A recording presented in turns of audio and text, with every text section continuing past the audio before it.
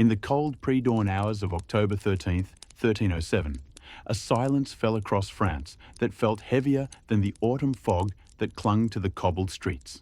In towns and villages, in castles and commanderies, armoured men on horseback moved swiftly, bearing the seal of King Philip IV. They came not for enemies of the realm, nor for foreign spies, but for an ancient brotherhood sworn to God, the Knights Templar. It was a day that would be remembered, not just for the arrests, the accusations, or the eventual executions, but for the mystery it birthed, the question that echoed through the centuries. Where did the Templar treasure go? To understand the enigma, one must return to the roots of the order. The Knights Templar were founded in 1119, in the wake of the First Crusade. 9 knights, led by Hugues de Payens, offered their swords to protect Christian pilgrims journeying to the Holy Land. In those early years, they were humble, poor even, living in quarters atop the ruins of Solomon's Temple in Jerusalem, which gave them their name. But humility would not define them for long. With the endorsement of Bernard of Clairvaux and a papal blessing from Pope Innocent II in 1139, the Templars rose swiftly in power and prestige. Donations of land, money, and manpower flowed into their hands. Nobles saw spiritual reward in supporting them. Kings saw a loyal military and financial instrument. The Templars built commanderies across Europe and fortresses across the Levant. They fought with discipline and died with devotion. They were monks who wielded swords, and did so with great skill. But more than warriors, they were administrators.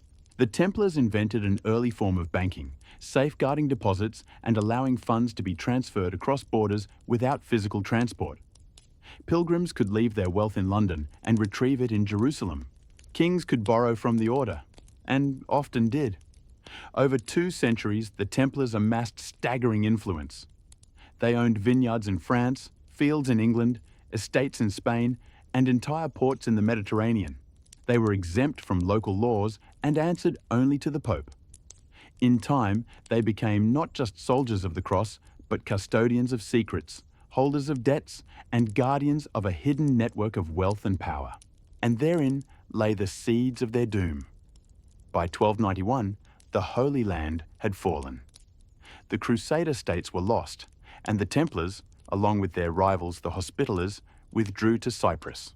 Their original purpose, the defense of Christian territory in the East, had evaporated, yet their wealth and structure remained. To Philip IV of France, this was intolerable. The king, known for his ambition and cold efficiency, was burdened by debts, many owed to the Templars. His wars with England and Flanders had drained his treasury. He had already expelled the Jews from France in 1306 and seized their assets. Now he turned to the Templars. On that October morning in 1307, the arrests began. Across France, Templar knights were seized. Their properties were taken. Their leaders were tortured into confessing to heresy, spitting on the cross, worshipping idols, renouncing Christ.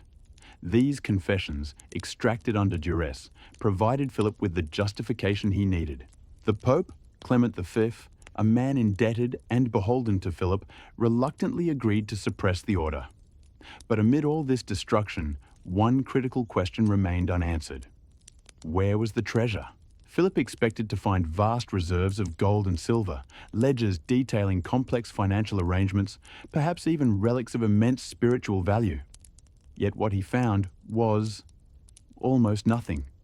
A few scattered records, modest stores, certainly not the immense fortune that rumour and royal expectation had envisioned. So where had it gone? Rumours abounded. Some said the Templars had moved their wealth before the arrests, warned by sympathisers within the church. Others whispered of a fleet, 12 ships, that sailed from La Rochelle in the night, bearing gold, relics, and secrets across the seas. There were stories of hidden vaults beneath Paris, of tunnels stretching from temple sites into forests, of treasure buried in Scotland, in Portugal, even in the newly discovered lands beyond the Atlantic long before Columbus. The mystery was born not just from what was lost, but from what was feared. What if the Templars had not just gold, but knowledge?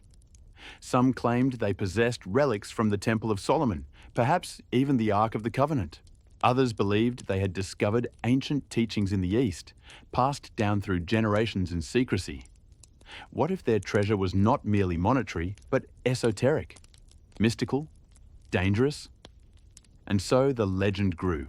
From that moment in 1307, the fall of the Templars became more than a political maneuver. It became a riddle.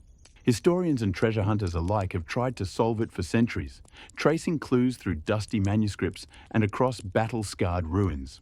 This is the beginning of that journey, not merely into the vaults of medieval finance, but into the heart of a myth. To follow the trail of the Templar treasure is to follow the path of history itself, winding, uncertain, marked by blood and faith and ambition. And it begins not with what was taken, but with what was hidden. The silence that followed the arrests of the Templars was not one of peace, but of apprehension. The world watched, stunned by the suddenness of the purge. In every corner of Christendom, whispers grew louder. Had the order truly fallen into heresy, or had something more sinister occurred? A royal betrayal cloaked in righteous rhetoric. Philip IV's campaign against the Templars was swift and brutal, but it was not universally accepted. In England, Edward II hesitated to follow France's example, demanding evidence rather than echoes. In Aragon and Portugal, monarchs questioned the veracity of the confessions. Even Pope Clement V, caught in the web of Philip's influence, showed signs of doubt, delaying and equivocating in the face of pressure. But while the political storm gathered across Europe, another mystery grew in the shadows. Where had the Templars hidden their vast holdings? To answer this, one must understand the structure of the order. The Templars were not merely knights. They were administrators, scribes, diplomats, and logisticians. They maintained an elaborate network of estates, farms, ports, and strongholds, not governed from a central vault, but from a decentralized system of local preceptories. Each regional house had a degree of autonomy and financial authority. If any organization was capable of concealing wealth in the face of looming danger, it was the Templars. In the months before the arrests, records show increased activity at key ports along the Atlantic coast, particularly at La Rochelle, the Order's maritime hub. Ships were loaded under cover of darkness. Ledgers went missing.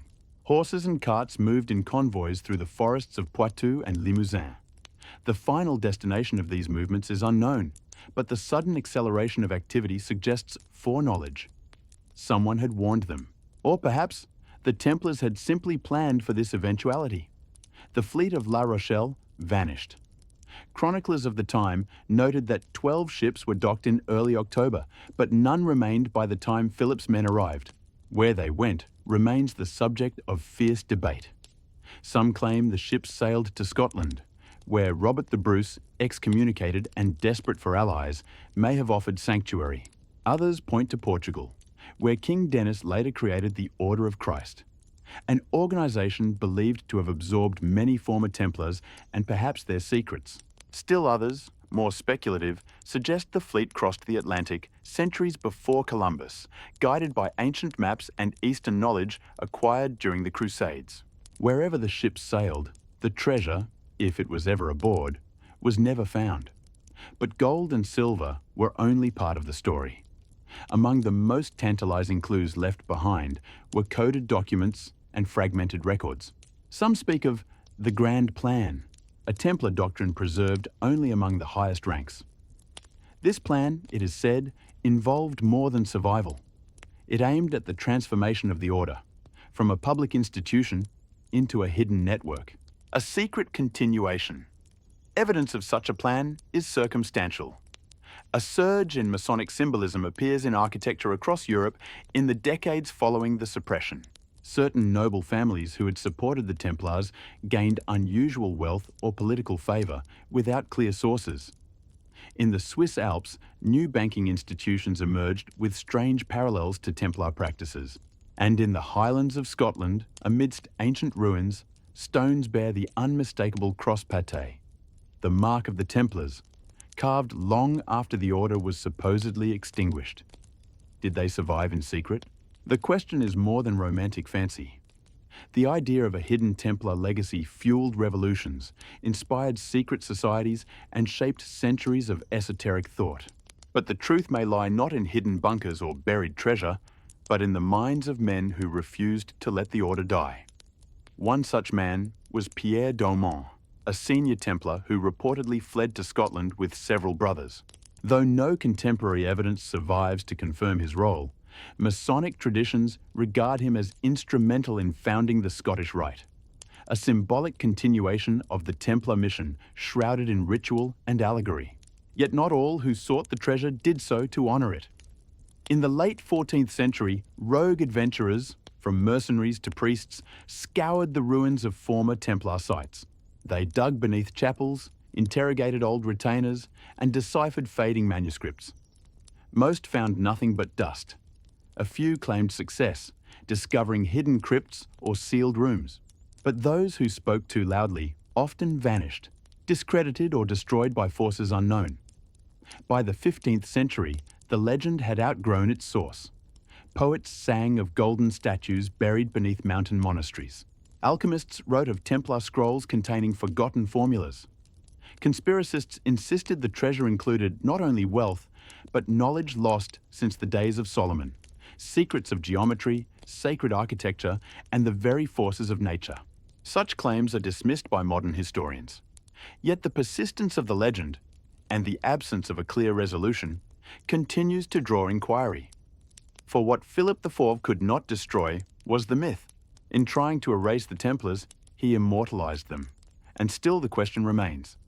If the treasure was moved, where did it go? Not all roads point west. Some lead underground. In the caves of Languedoc and the catacombs beneath Paris, strange symbols appear. Stars within circles, broken swords, and keys crossed over arches.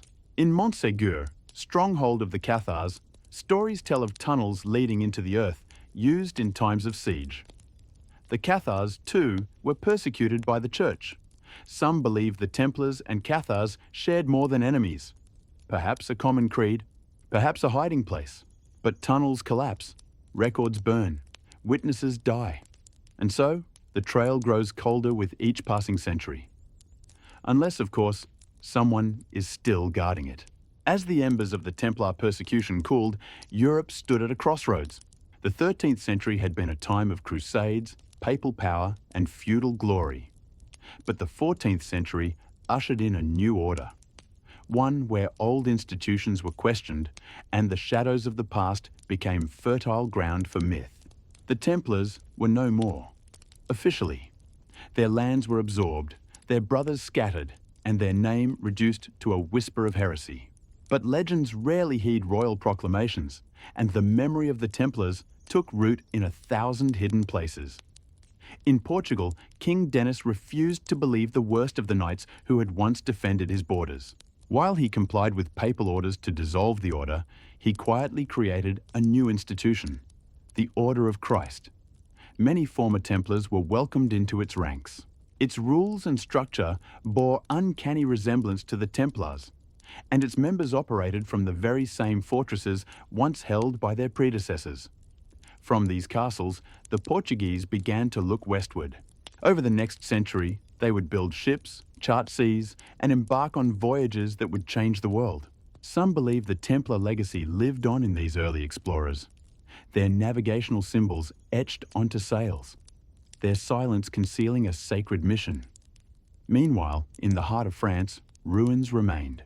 Former Templar commanderies, though confiscated, bore the unmistakable architecture of secrecy. Trapdoors, false walls, underground chambers. Some had already been plundered by royal agents, but others remained curiously untouched, as if protected by local villagers, bound by oath or gratitude. In the village of Dôme, deep within the Dordogne region, imprisoned Templars had left behind strange carvings on the stone walls of their cells. Crosses, swords, stars, and cryptic inscriptions in Latin, etched with fingernails or bits of broken pottery. These were not the ravings of madmen. They were symbols, messages, perhaps warnings, perhaps instructions. Even more curious was the consistency of certain signs, repeated in other former Templar sites across Europe. the image of two knights on a single horse, the eight-pointed star, the key and the rose. These symbols would later appear in Masonic lodges, Renaissance art, and even modern esoteric traditions. Had the Templars created a code that would outlive them? The theory gained traction in the 16th and 17th centuries as secret societies blossomed across Europe. Among them, Freemasonry rose with peculiar prominence, claiming descent, spiritual, if not literal, from the builders of Solomon's Temple. Their rituals invoked ancient wisdom. Their symbols mirrored those once seen in Templar graffiti. Skeptics argue that such links are tenuous at best, coincidences forged by those seeking romance in history. Yet, the geographic trail of Masonic lodges and symbols often mirrors former Templar strongholds. Coincidence or design? In 1737, a French orator named André Michel Ramsay delivered a speech that shocked and intrigued the intellectual elite. In it, he asserted that Freemasonry was descended from the Crusader Knights, most notably the Templars. His speech was denounced by many, but the idea could not be unspoken. From that point forward, the legend of the Templars was irrevocably entwined with the mythology of Masonry. But while philosophers debated and lodges flourished, others hunted. Treasure seekers, nobles ruined by war, scholars obsessed with prophecy, monks driven by dreams, ventured into the remnants of Templar Europe. They dug beneath chapels, searched through ancient texts, and mapped out the ley lines between commanderies. In 1801, an obscure French priest named Antoine Bigot was said to have discovered strange parchments hidden in the altar pillar of his church in Rennes-le-Château, a village perched high in the Languedoc hills. Though the documents vanished under mysterious circumstances, rumors spread like wildfire.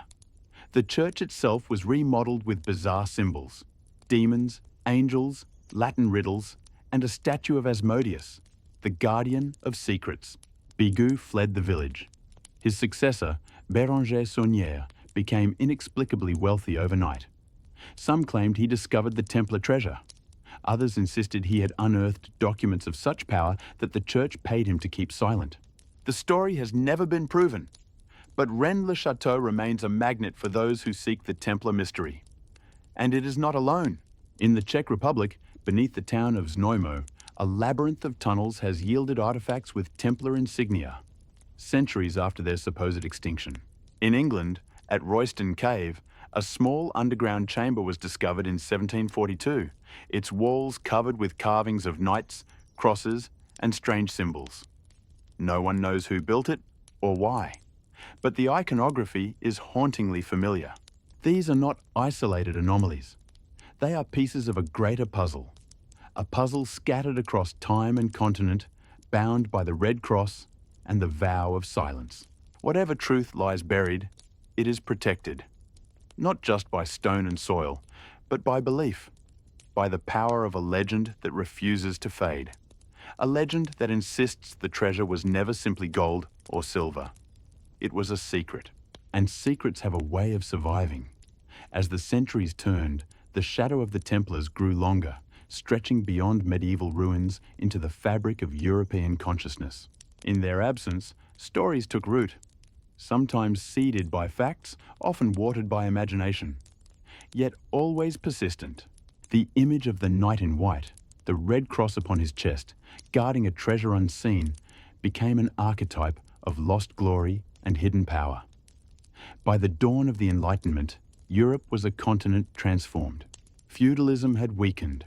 Monarchies trembled before new ideas, and science challenged scripture. But amid this age of reason, fascination with the Templars and their elusive treasure remained undimmed. It was no longer just relic hunters or mystics who asked the old question. Now, philosophers, architects, and revolutionaries invoked the Templar legacy. In France, where the order had suffered its most brutal demise, revolutionaries of 1789 invoked the Templars as symbols of noble resistance to tyranny. Some whispered that the execution of Louis XVI in 1793 was a form of vengeance, the king's death coinciding, by strange design, with the anniversary of Jacques de Molay's execution. Indeed, a legend held that as de Molay burned on the Ile de la Cité, he cursed both Pope Clement V and King Philip IV, summoning them to appear before God's court within a year. Strangely enough, both men died within months of the Grand Master's execution. Coincidence?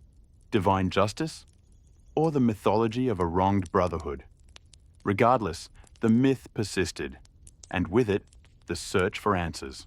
In the early 19th century, Napoleon Bonaparte embarked on his Egyptian campaign, accompanied not only by soldiers, but by scholars, linguists, and archaeologists. Their goal was not merely conquest, it was discovery. Some believe Napoleon sought more than artifacts. He sought knowledge, perhaps even the secret doctrines allegedly preserved by the Templars from their time in the Holy Land. His troops unearthed the Rosetta Stone and studied ancient temples. Tales emerged of hidden vaults beneath Giza, of manuscripts spirited away under cover of night. Though few of these tales are substantiated, they reveal a deeper current, a belief that the ancient world and the Templar legacy were inextricably linked. This connection found new life in the 19th century revival of esotericism.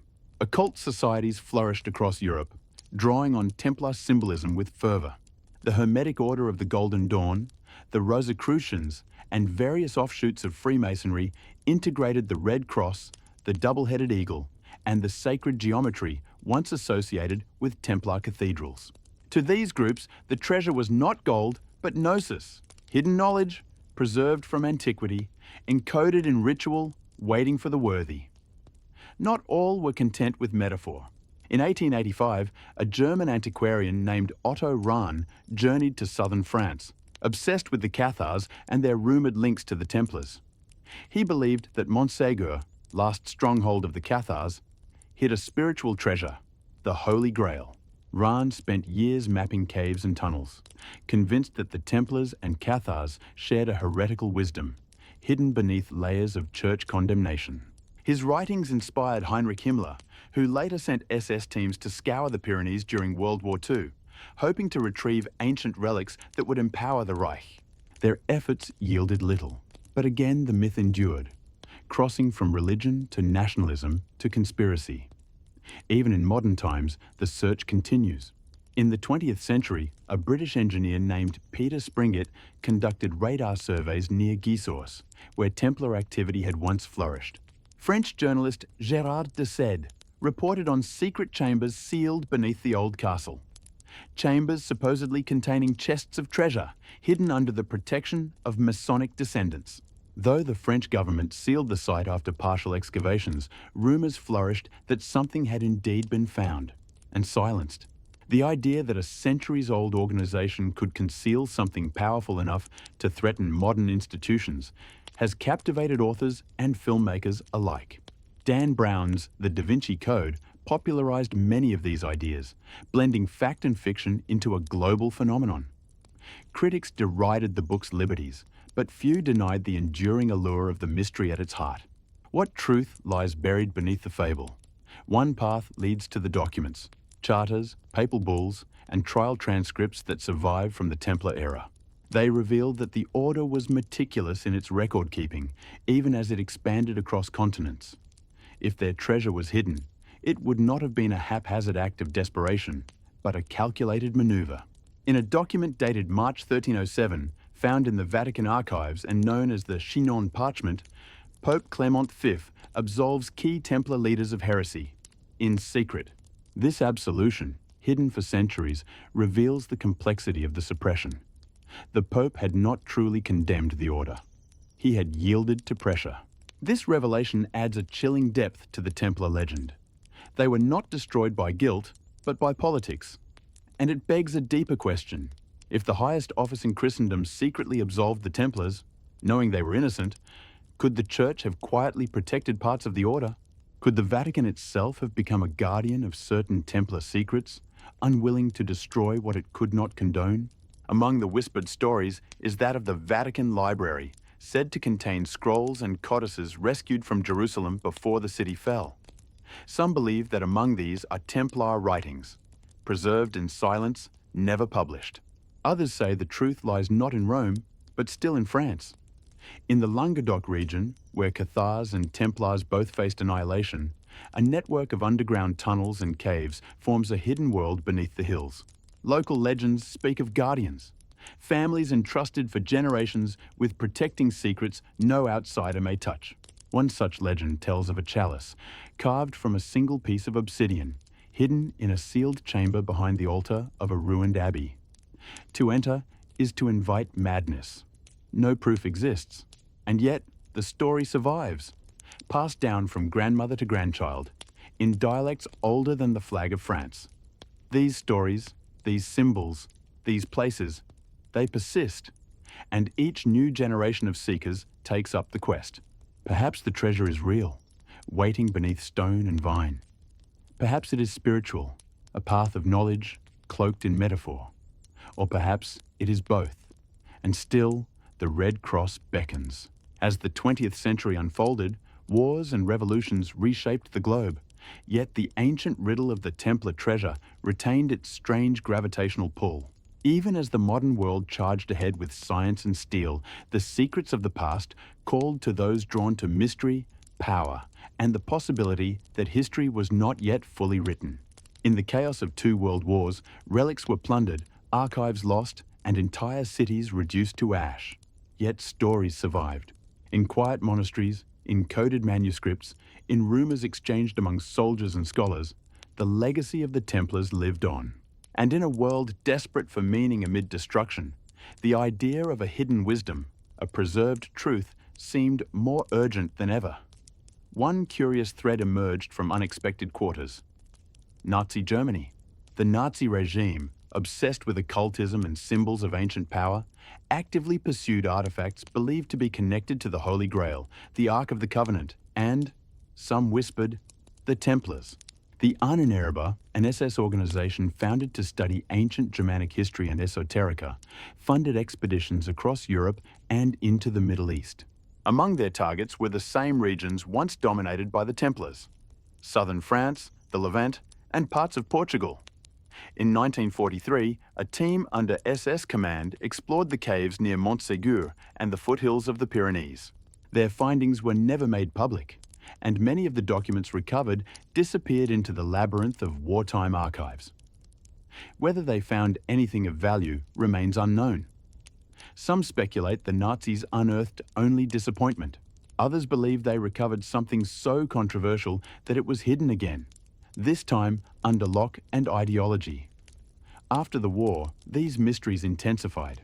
As Europe rebuilt itself, stories of looted treasure, Nazi gold, lost artifacts, forgotten archives, mingled with older legends. The idea that the Templar treasure had been touched, moved, or nearly recovered and reburied became a tantalizing possibility. Meanwhile, in the quiet halls of academia, researchers examined a different trail, one of symbols and structures. Throughout the Gothic cathedrals of Europe, a peculiar consistency emerged. Flying buttresses, rose windows, and pointed arches, but also something less obvious: mathematical precision, astronomical alignment, sacred geometry. These churches, many funded or inspired by the Templars, were not just places of worship, they were diagrams in stone. Some scholars began to suspect that the cathedrals themselves were part of the secret, that the layout of their foundations, the placement of certain symbols, the orientation of key features, encoded a map or message. The famed Chartres Cathedral, for example, has long been linked to such theories. Built on a druidic site and rumoured to contain subterranean passages, it features carvings that some say predate Christianity. Others turned to the stars. Could the treasure be connected not to a place on Earth, but to a celestial map? A few researchers drew parallels between Templar sites and constellations, suggesting that their locations, when plotted, mirrored the heavens. Orion's belt, the Pleiades, the Southern Cross. Was this symbolic? Or was it a navigational clue? This line of thought led some to the sea. In 1972, a diver exploring a submerged cavern off the coast of Madeira discovered what appeared to be a Templar cross carved into a rock face 20 meters below the surface. Skeptics argued it was a natural formation, or perhaps a later addition. Others believed it was evidence of Templar voyaging long before the age of exploration. Indeed, the link between the Templars and early maritime exploration continued to intrigue historians. The order possessed one of the largest navies in Europe during its height. When the fleet vanished from La Rochelle in 1307, its ships were never found. And yet, over a century later, Portugal, under the leadership of Prince Henry the Navigator and the Order of Christ, began a seafaring campaign that reshaped global history. The connection is more than symbolic. Prince Henry himself was the Grand Master of the Order of Christ. Many of his captains were former knights or descendants of Templar families. Their voyages followed routes speculated to be marked on ancient maps, portolan charts that showed coastlines in uncanny detail long before their official discovery. If the Templar treasure had indeed been sent to sea, could its legacy have fueled the Portuguese Empire? It is an enticing idea that the great wealth and navigational knowledge of the Templars became the foundation of Europe's maritime dominance. But it is, like much else, unproven. Still, modern researchers have not given up. In recent decades, new technologies have opened old secrets. Ground-penetrating radar, satellite imaging, and digital archival tools allow historians and amateur treasure hunters alike to revisit ancient sites with fresh eyes. In Languedoc, deep scans beneath ruined abbeys have revealed hollow chambers previously unknown. In Portugal, beneath former Templar commanderies, engineers discovered sealed rooms filled with crates, their contents yet unexamined due to legal entanglements. Some of these finds were quietly removed. Others await investigation. But the greatest revelations may not come from shovels or sensors, but from ink and parchment. In 2001, a private collector in Spain announced the discovery of a Templar diary, supposedly written by a knight who fled France after the arrests. Though the document remains unverified, its pages describe a journey across the Pyrenees, a hidden monastery in Andorra, and a vault sealed behind a waterfall. The writing is dense, filled with allegory and biblical reference. Some believe it is a fraud. Others say it contains a cipher not yet broken. If it is authentic, it may be the first-person account of the treasure's disappearance. And yet, the world has seen for centuries how easily fact becomes fiction, how hoaxes and hopes blur the truth. Still, the diary closes with a phrase that feels timeless. Whether written by a fleeing knight or a clever forger, the gold was never the treasure. The fire was never the end. We are scattered, not broken. The light still burns beneath the stone. And so it does. By the early 21st century, the legend of the Templar treasure had taken on a life of its own. No longer confined to dusty manuscripts or whispers in cloisters, it had found a new medium, the digital world. Forums, podcasts, documentaries, and interactive maps allowed a global community of seekers to trace, debate, and reimagine the trail of the lost order. Yet amid the noise of speculation, real discoveries quietly accumulated. In 2009, during renovations in the French village of Arville, once home to a Templar commandery, workers uncovered a sealed stone chamber beneath the foundations of a granary.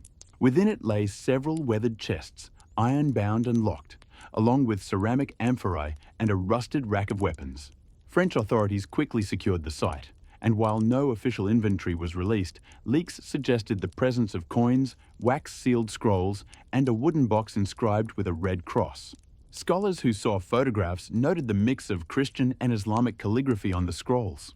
If authentic, the texts might offer insight into Templar contact with the Muslim world. Perhaps even the fabled pact between Templar leaders and Sufi mystics, long rumoured but never proven. These findings reignited interest in a deeper dimension of the Templar story, their philosophical legacy. Contrary to the caricature of zealous warriors, many Templars were educated men. They studied architecture, astronomy, medicine, and languages. In the Holy Land, they lived not only among enemies, but also among scholars, mystics, and merchants from vastly different cultures. Some believe the Templars absorbed teachings from these encounters. From Greek manuscripts preserved by Islamic scholars to Hermetic texts rooted in Alexandria. This notion gave rise to one of the most controversial theories in the history of the order, that their real treasure was not gold or relics, but forbidden knowledge. Proponents of this view argue that the Templars recovered texts lost since the fall of the Roman Empire, works on alchemy, sacred geometry, and spiritual enlightenment. These teachings, too dangerous to share openly in Europe's rigid theological climate, were encoded into symbols, rituals, and architecture. They became the seed of secret societies that survived the Order's destruction. Skeptics dismiss this as modern myth-making, a convenient explanation for the absence of physical treasure. But even they admit that the scope of Templar influence, their presence in finance, infrastructure, and diplomacy, far exceeds what one might expect of mere warriors. The Order's archives, if they survive, remain hidden. Some believe they lie within the Vatican, sealed under lock and papal seal. Others suspect the documents were spirited away before the arrests, to Portugal, to Switzerland, or to unknown destinations accessed by encrypted routes. A few even claim the existence of a Black Codex, a master ledger kept by the Templar treasurer and updated in cipher. Though no such document has surfaced, references to a Book of Shadows appear sporadically in 14th century letters from inquisitors. In 2016, a breakthrough came not from excavation, but from algorithm. A team of researchers using AI-driven pattern recognition analysed over 1,200 medieval documents for linguistic anomalies and stylistic fingerprints. Among the discoveries was a parchment from a monastery in Navarre, long thought unrelated to the Templars.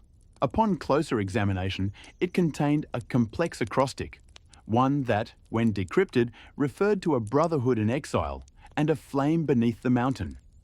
Though the document yielded no map or location, it suggested deliberate encoding by survivors of the Purge.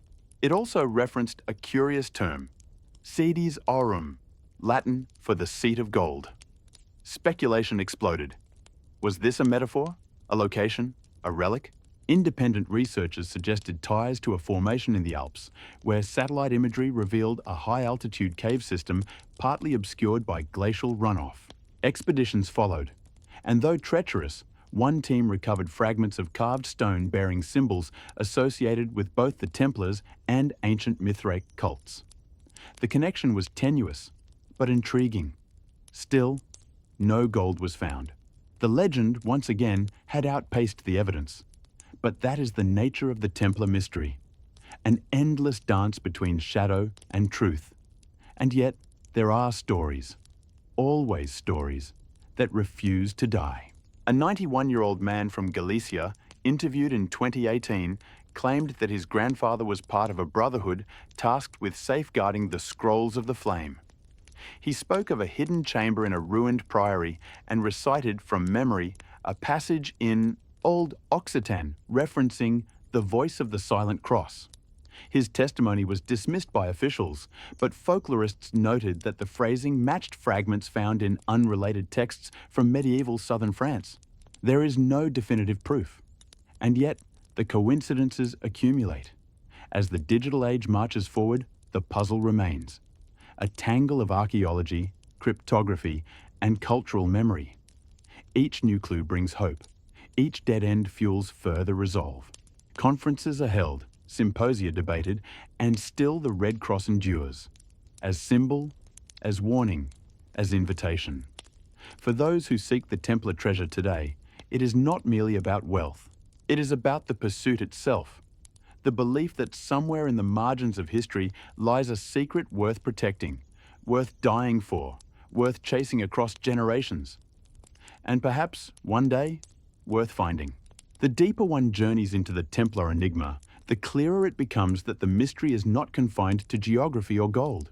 It is a matter of legacy. The Order of the Temple may have been dissolved by decree, but its influence endures in layers both visible and unseen. As the 21st century advances, the boundary between myth and truth grows ever more tantalizingly thin. In academic circles, a new wave of Templar studies has emerged, less focused on treasure hunts and more on influence, political, architectural, philosophical. Historians have begun to view the Templars not merely as casualties of medieval politics, but as pioneers in global networks, early precursors to what we now recognize as transnational systems of finance and governance. One branch of this scholarship examines how Templar ideals and methods may have bled into later institutions. The Swiss banking model, for instance, shares more than a few structural echoes with Templar financial techniques, secrecy, decentralized record keeping, and the use of symbolic verification methods. Some researchers argue that early Swiss cantons absorbed remnants of the order, both in terms of people and principles. There's little concrete evidence, but plenty of circumstantial resonance. In Portugal, the Order of Christ flourished well into the Renaissance. Its seal graced the sails of Vasco da Gama and Pedro Álvares Cabral. When these navigators opened new maritime routes to India and Brazil, they carried not only the ambitions of kings, but also, arguably, the legacy of a vanished brotherhood. What if the treasure was never meant to be found, but to be used? This theory, that the Templar wealth was reinvested into exploration, infrastructure, and global influence, is gaining traction among historians. In this view, the ships that vanished from La Rochelle did not disappear into myth, but into history under different flags. Their cargo was not merely gold, but ideas. A kind of ideological seed vault scattered across oceans and generations. And yet, the allure of a tangible hoard, a vault of glittering artifacts, remains strong. In 2021, a private excavation near Tomar, Portugal, former headquarters of the Order of Christ, revealed an underground chamber beneath a dry well. Within it were limestone blocks carved with symbols long associated with the Templars. The 8-pointed cross, a sword over an open book, and an encircled triangle. Archaeologists found fragments of manuscript vellum, a ceremonial dagger, and the base of what appeared to be a stone reliquary. The Portuguese government sealed the site pending full analysis, but early reports suggested the chamber predated the suppression of the Templars. It may have been a repository, not for treasure, but for documents, knowledge, perhaps a library, or perhaps a decoy. For every lead unearthed, another vanishes into state archives, private collections, or bureaucratic silence. And so, the hunt shifts again, from the soil to the mind. Cryptologists, historians, and computer scientists now collaborate in a field called algorithmic archaeology, where AI is trained to recognize patterns in medieval text. Some focus on the ciphers used by the Templars. Simple substitution codes, yes, but also acrostics, steganography, and spatial encoding. Diagrams and margins, word frequencies, the shape of a paragraph. One such algorithm, run in 2022 on a database of digitized Templar documents, flagged a 1294 charter from Bruges. The document appeared routine, a land grant, but its closing line, written in faint red ink, deviated from all known scripts. When decoded, it spelled the Latin phrase lux et sanguis, clausum est. Light and blood, it is sealed. Was it ritual language, a warning, or coordinates? Whatever its meaning, the phrase reappeared months later on a stone tablet unearthed in rural Sardinia. The tablet, partially eroded, bore a diagram resembling a compass rose, with the same phrase inscribed along its edge in ancient Occitan. No known Templar site existed nearby, and yet the soil contained pottery and fragments of iron weaponry dating to the early 14th century. Coincidence? Or echo? Even now, as history is digitized, fragments continue to emerge. Old scrolls found inside hollow beams, sealed jars discovered behind frescoed walls, initials etched into armor pieces pulled from the Rhone. Each offers a hint, a glimpse, but not a conclusion. And perhaps that is the point. The Templars, for all their power, were not just men of war. They were builders of fortresses, of alliances, of myths. Their disappearance, whether orchestrated or accidental, left behind not a single trail, but a constellation of signs. Follow the signs long enough, and you realize the treasure may not be one thing, but many. A mosaic of truths buried across centuries. Some pieces are material, coins, artifacts, documents. Others are intangible, systems of knowledge, blueprints for continuity. And the rest? The rest live in the tension between faith and doubt, silence and revelation. To seek the Templar treasure is to engage with history not as a ledger of facts, but as a living puzzle. One where each generation adds a new layer, a new code, a new hope. And so the search continues, not just across landscapes, but across meaning itself. As the modern age leans further into digital certainty, the Templar mystery grows only more alluring. It persists not because of proof, but because of absence. It is a vacuum into which faith, curiosity, and conspiracy rush. And for every skeptic who dismisses the treasure as myth, there is another who sees in the gaps of history a map not yet read. What drives this obsession is not merely the treasure itself, but what it promises. A key to understanding the forces that shape the world from behind curtains of time. Among the more recent and controversial investigations was the so-called Black Map Theory, a project undertaken in 2023 by a multidisciplinary team of historians, data scientists, and archaeologists.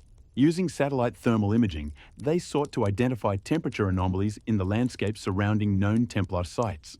Their hypothesis was simple.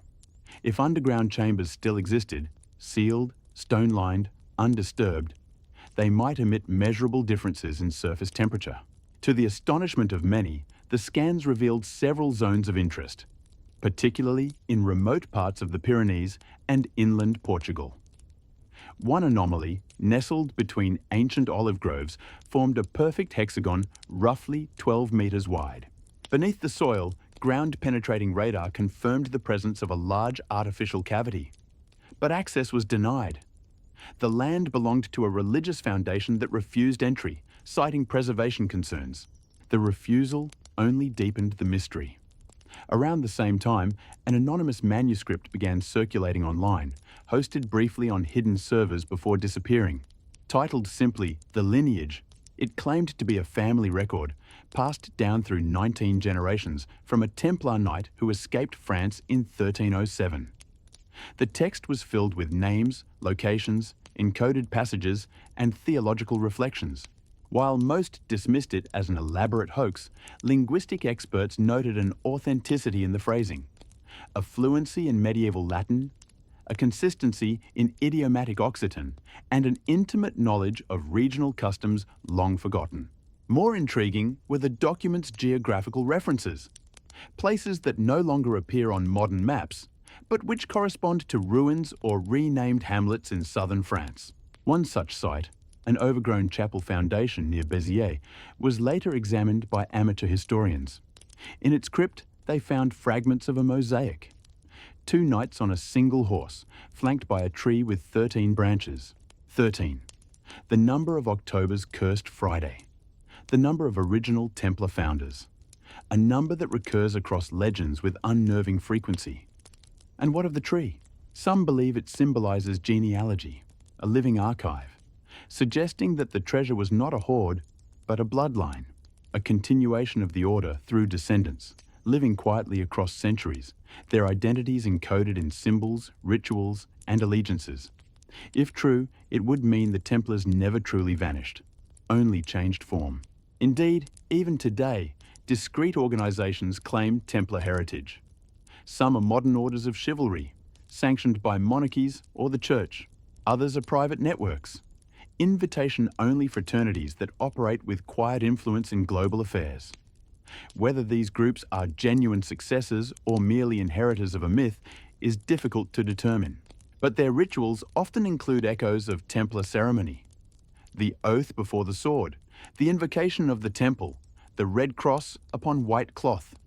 Is this theatre or remembrance? In 2024, a filmmaker producing a documentary on Templar survivals was granted access to a Scottish lodge rumoured to be one of the oldest in Europe.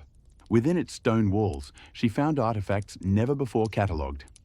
A 14th century sword, a velvet pouch containing 3 gold coins stamped with Arabic script, and a bound volume of prayers written in a hybrid of Latin and Greek. More mysterious was a star map drawn on animal skin, marked with symbols aligning with those found at Royston Cave and the Tomar Reliquary. One cluster of stars was circled in red, corresponding, it seemed, to a location in the Western Sahara. The implications were staggering. Could the Templars, or their remnants, have crossed into Africa, established a hidden sanctuary beyond the reach of the papacy and kings? Historical precedent exists. The Sahara was not always an impassable wasteland. Caravans crossed it for centuries, guided by Berber traders and guarded by desert fortresses. Some theories suggest that knowledge, and perhaps relics, were transferred along these ancient trade routes. Indeed, scattered among Tuareg legends are mentions of pale-skinned warriors with silver swords and sacred books, who came from the north and vanished into the sands. No dates, no names, just echoes. Whether these stories connect to the Templars is uncertain. But they remind us that history, especially at its fringes, is less a record than a conversation, shaped as much by what is forgotten as by what is remembered. In this twilight between evidence and myth, the Templar treasure remains suspended, neither proven nor disproven, hidden not only in vaults or caves, but in language, blood, and belief. The quest continues not only for the treasure itself, but for the meaning behind it. Was it ever meant to be found? Or was it always meant to be followed? In the ever-widening ripples of the Templar mystery, one truth persists above all: that the legend's endurance lies in its adaptability.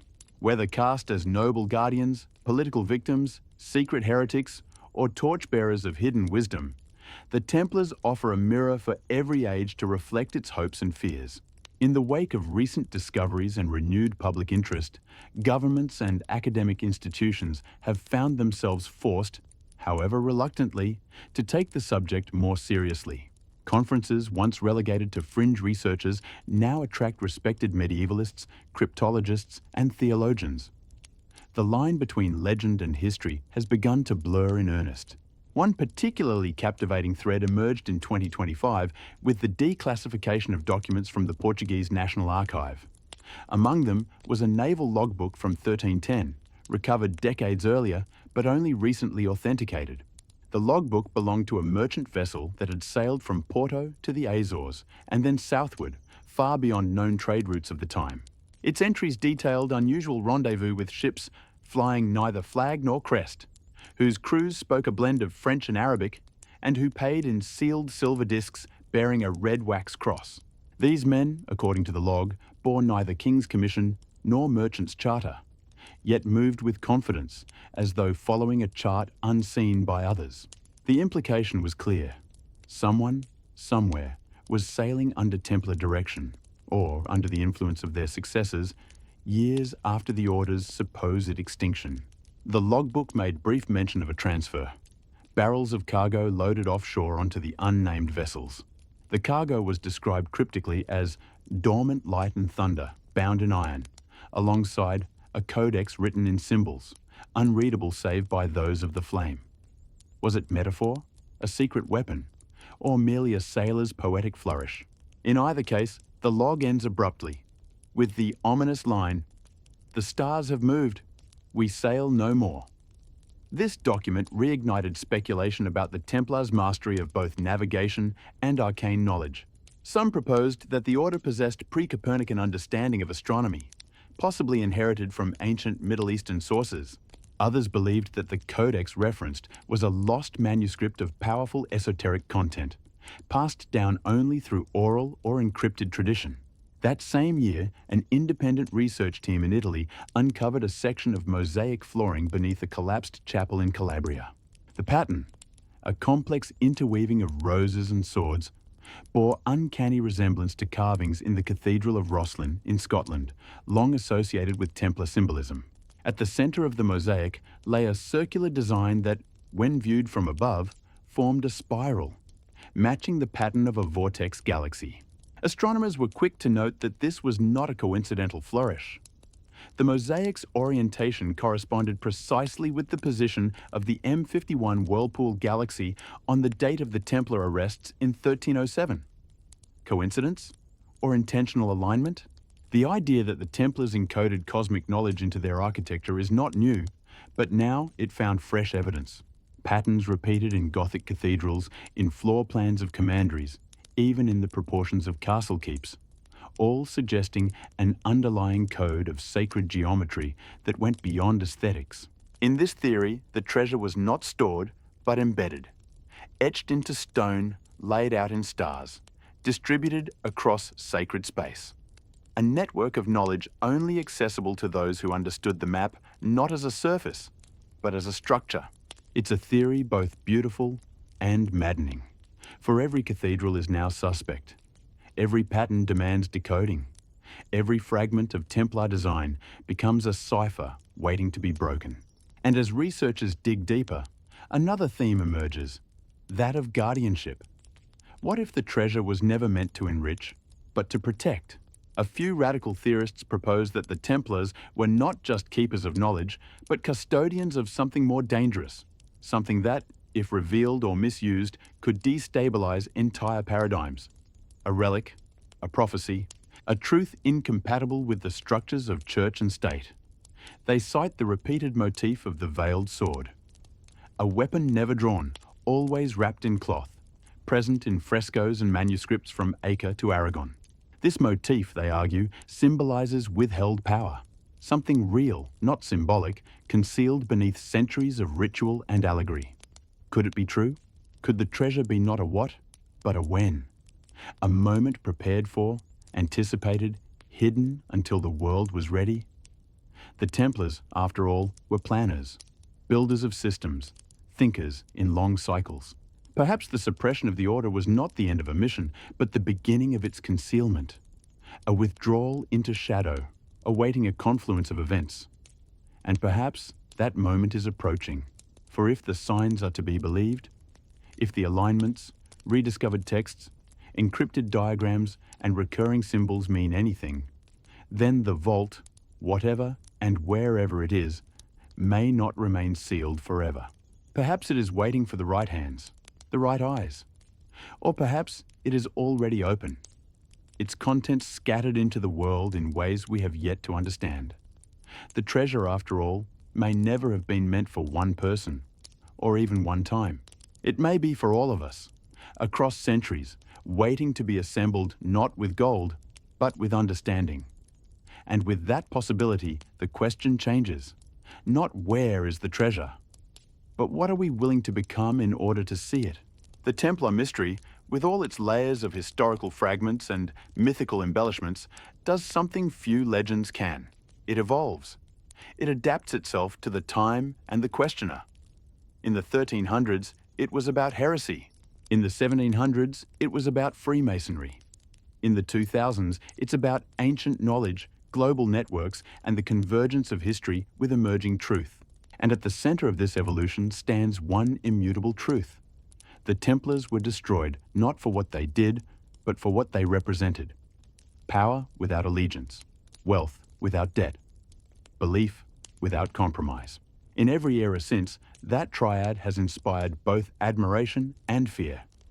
In 2026, a series of archaeological investigations along the Rhone Valley, long suspected to be a corridor of Templar retreat, yielded unexpected results.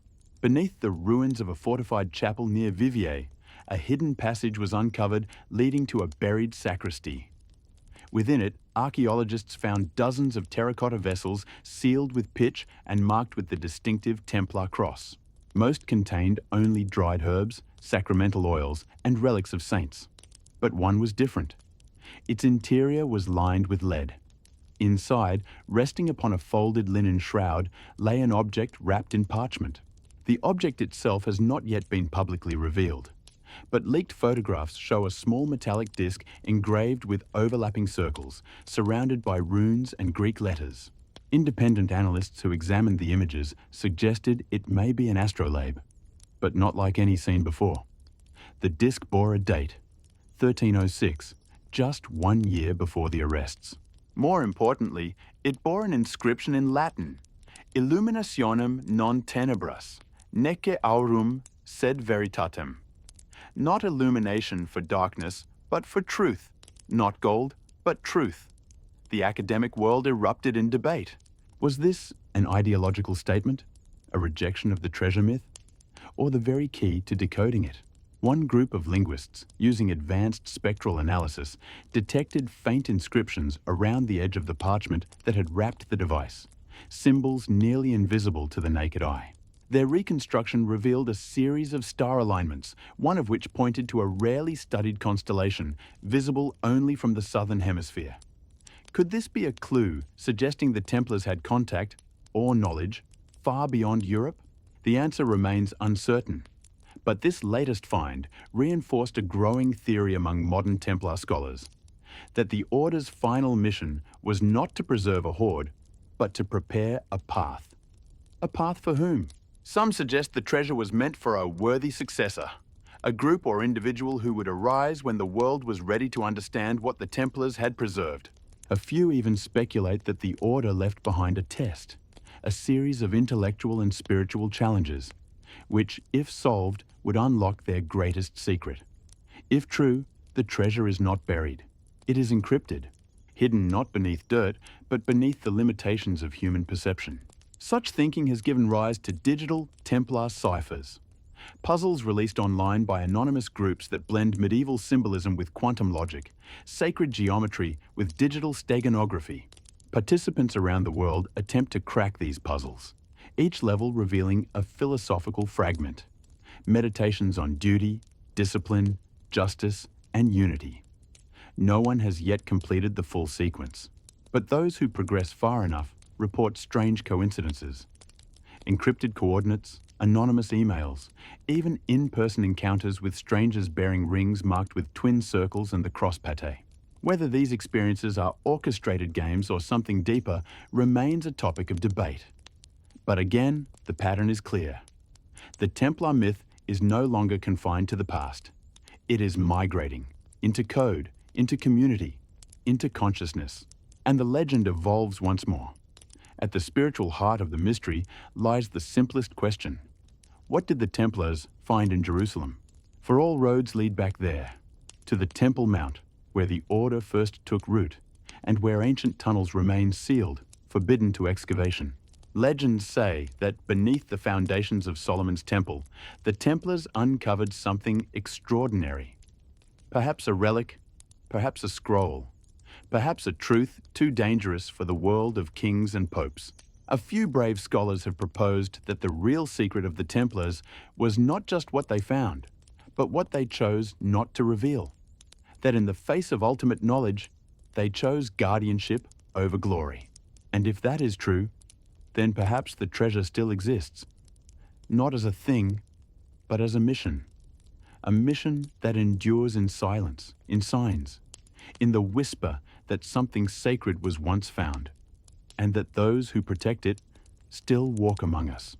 So the search goes on, in the catacombs of Paris, the hills of Scotland, the ports of Portugal, the sands of Africa, the minds of the curious. It echoes in architecture, in algorithms, in dreams. And the Red Cross endures, not only as a symbol of martyrdom, but as a compass, pointing always towards something hidden, something eternal, not gold, but truth. In the quiet corners of libraries and beneath the weight of ancient stone, the Templar legend persists, not because it is convenient, but because it resists resolution. What has survived the centuries is not merely curiosity, but reverence. And in that reverence, the legend has spread its roots far beyond Europe, reaching into lands the knights never openly claimed, but may have touched. Among the more startling hypotheses of the past decade has been the transatlantic theory. The suggestion that, long before Columbus, Templar ships sailed westward, carrying not only treasure, but purpose. Skeptics point to the absence of reliable navigation and records. Yet others counter with peculiar evidence. In 2018, a stone cross bearing unmistakably European Gothic features was unearthed in Nova Scotia, Canada, during a routine forestry survey. The artifact was partially buried near the mouth of a natural harbour, its shaft carved with a dual circle motif matching symbols found in Portuguese Templar commanderies. Nearby, soil analysis confirmed the presence of oak timbers inconsistent with local flora, timbers carbon dated to the late 13th century. The discovery stirred renewed interest in the Oak Island mystery, long suspected of harbouring hidden tunnels and chambers. While most prior excavations yielded frustration, the recent find suggested a new vector of analysis, not looking for buried chests, but structural footprints of temporary settlement, stonemasonry, anchor points, and logistics infrastructure. Could a Templar outpost have existed, even briefly, on the edge of a continent yet to be claimed? This theory intersects with the notion of the Western Ark, a term appearing in two separate Templar-era documents discovered in the cathedral archives of Toledo and Avignon. Both texts describe, in allegorical terms, the final voyage of the faithful vessels beyond the veil to guard what must endure. The phrase is poetic, yet when studied alongside navigational notations and astronomical observations, some interpret it as a cryptic reference to oceanic travel. Of course, no direct evidence ties the Templars to North America, but the convergence of unexplained artifacts, uncharted references, and oral traditions among certain indigenous groups continues to intrigue. In the legends of the Mi'kmaq people, passed through generations, there are tales of tall strangers with shining signs who came from the sea, offering gifts, refusing to take land, and departing without conflict. Some elders refer to a book of stars given to a coastal shaman, a tale dismissed by many, but recently revisited in light of newly translated Mi'kmaq petroglyphs, which appear to contain European-style constellations unknown in the region at the time. The implications are vast. If even a fraction of these stories hold truth, it would mean that the Templar mission outlived its persecution, not only in spirit, but in movement, that they carried their truths across the world, not for conquest, but for preservation. Preservation from what? This question haunts many researchers. Some propose that the Templars feared not political retribution, but a spiritual cataclysm, a fall not of an order, but of understanding itself, a dark age not of swords, but of memory. In this light, the treasure becomes a kind of seed vault, a vessel of knowledge, encrypted in stone and symbol, hidden where no king could reach.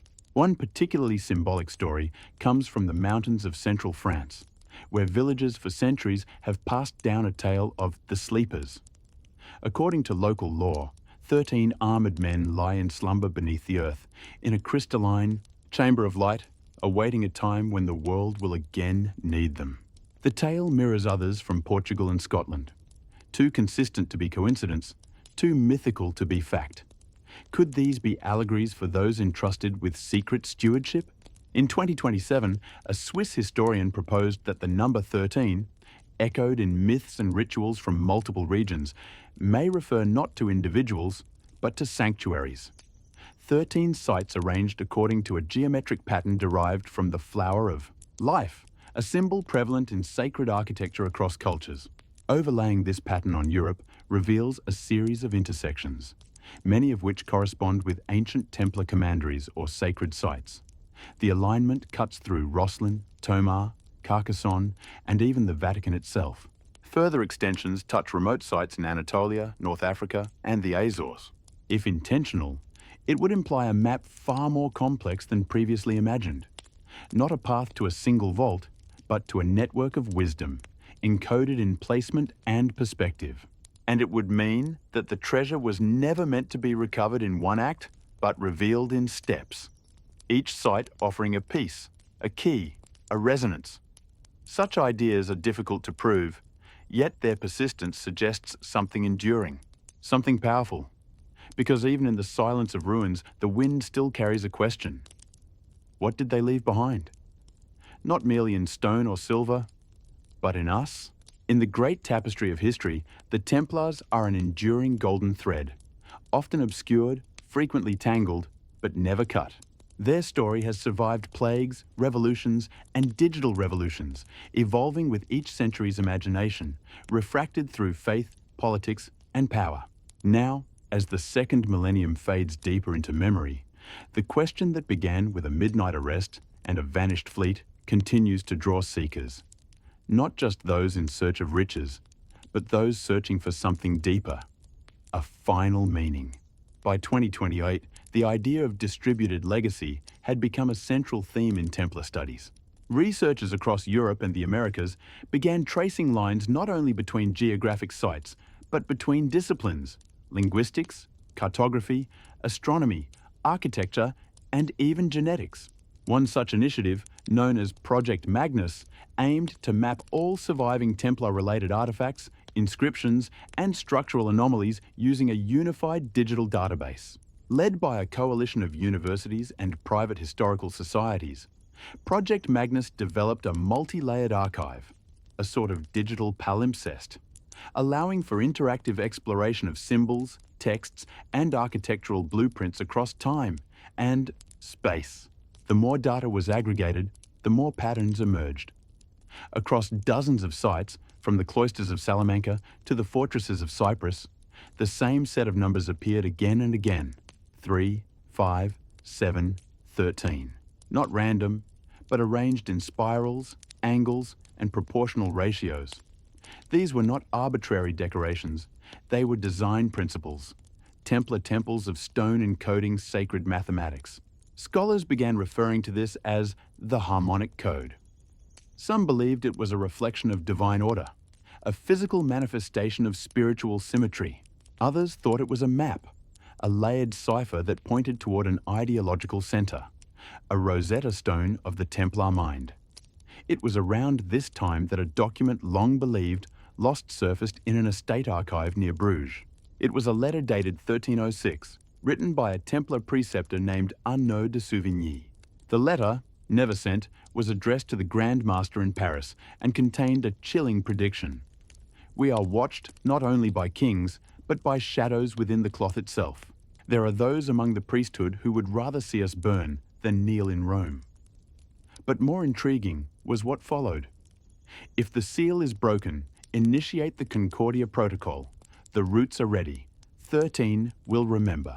The fire will pass, and the voice will rise again. East to west, blood to light. Concordia Protocol. 13. Blood to light. None of these terms exist in known Templar ritual records. And yet, when cross-referenced with other documents, a burial scroll from Malta, a floor carving in Girona, a mural fragment in the Basque country, similar phrasing recurs.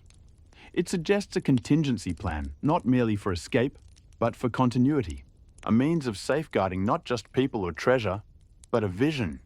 And here, again, the story bends back toward initiation, not in the sense of joining an order, but awakening to a truth.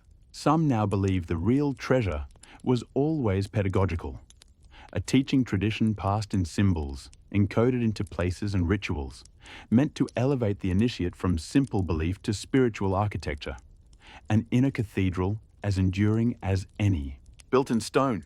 This teaching, they say, involved 3 core tenets. 1. The world is constructed in patterns that mirror divine harmony. 2. Knowledge is dangerous without virtue. 3. Power must never be centralized, only circled, always shared. If this was the treasure, a doctrine more than a device, then everything changes. The pursuit becomes not a hunt, but a transformation. The quest is no longer for possession, but understanding. And yet, not all who seek do so with pure intent. Parallel to academic and spiritual interpretations, there has also emerged a darker undercurrent. Certain ultra-wealthy collectors have begun acquiring Templar artifacts through black market channels. Some offer extravagant sums for scraps of parchment, broken relics, or decrypted maps. Their interest is not historical, but strategic.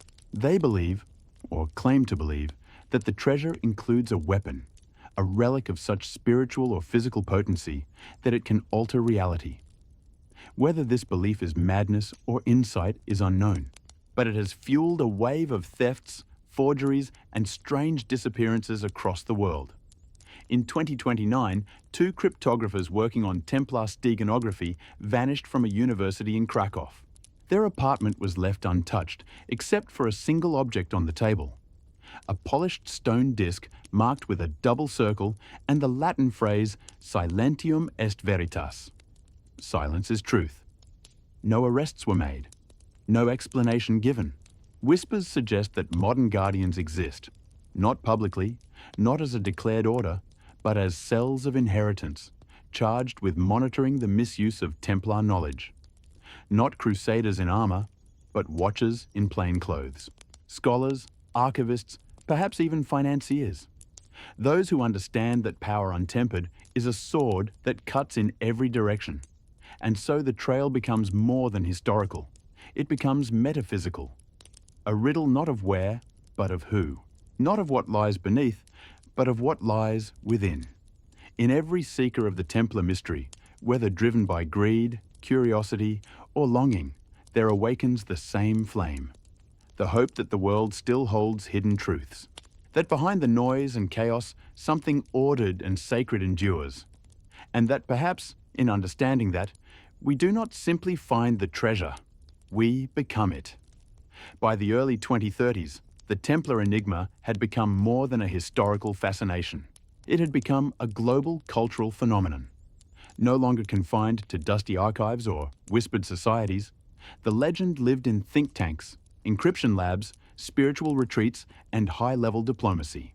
It had morphed into a philosophical virus, invisible but infectious, spreading through questions, patterns, and the quiet unease that something vast lies just beneath the surface of what we call reality. A shift had occurred. The question was no longer, where is the treasure? But, what was the treasure meant to awaken in us? And as this shift took hold, something remarkable happened. People began building. Inspired by the principles attributed to the Templar harmonic code, architects and engineers around the world began experimenting with sacred geometry in modern construction. New museums, public libraries, even tech campuses incorporated ratios and curves derived from ancient cathedrals. These weren't aesthetic choices. They were attempts to resurrect lost principles of spatial harmony and cognitive resonance. Researchers found that people spent more time in these spaces. They spoke more softly. Creativity increased. Conflict decreased. Could the Templars have known that architecture shapes thought? If so, then perhaps the greatest vault they left behind was not buried in soil, but replicated in every structure built with their silent blueprint. Elsewhere, spiritual communities began merging contemplative traditions with rediscovered Templar writings. Meditation schools in India began teaching European iconography as symbolic maps of inner transformation. A center in rural Chile built a pilgrim maze inspired by the floor pattern of Chartres Cathedral, reimagined as a neurocognitive training ground. These were not relic hunts, they were resurrections. But the past, as ever, resisted closure.